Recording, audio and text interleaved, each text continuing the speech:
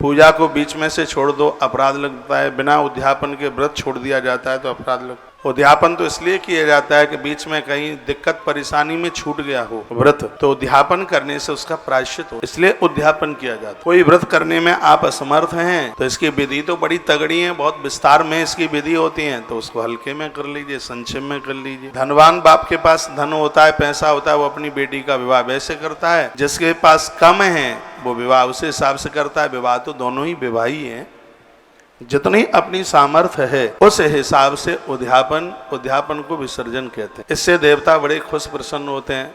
अब बांके बिहारी जी के मंदिर में आप जाएं, आप माला लेकर के जाते हैं, वो खुशी की बात है। उन्हें माला चढ़ने के तत्पश्चात जब उस माला को विसर्जित किया जाता है, जो भी यहाँ पर आयोजन 2 साल में हुए हैं, हर कथा को विश्राम विसर्जित उद्यापन किया गया, क्योंकि आरंभ से भी उद्यापन की बहुत बड़ी महिमा है। चाहे आप 16 सोमवार करते हैं, आप 11 करते हैं, आप जो भी आप व्रत करते हैं।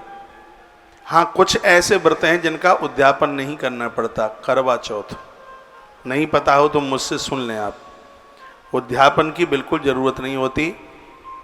नवरात्रा उद्यापन की जरूरत नहीं होती। शिव महारात्रि उद्यापन की जरूरत नहीं होती। राम नवमी उद्यापन की जरूरत नहीं होती। दुर्गा अष्टमी उद्यापन की जरूरत नहीं होती। और कृष्ण अष्टमी उद्यापन की जरूरत नहीं होती। ये कुछ ऐसे व्रत हैं, क्योंकि ये व्रत त्योहारों के साथ जुड़े हुए, इसलिए इन व्रतों में उद्यापन की जरूरत नहीं होती।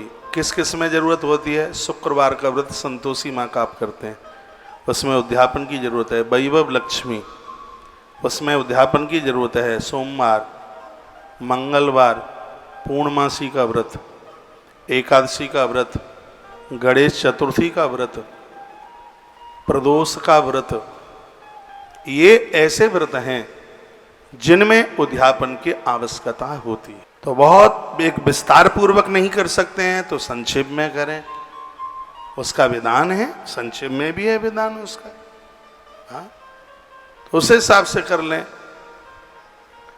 लेकिन उसको करें। बातें आपकी समझ में आ रही हैं?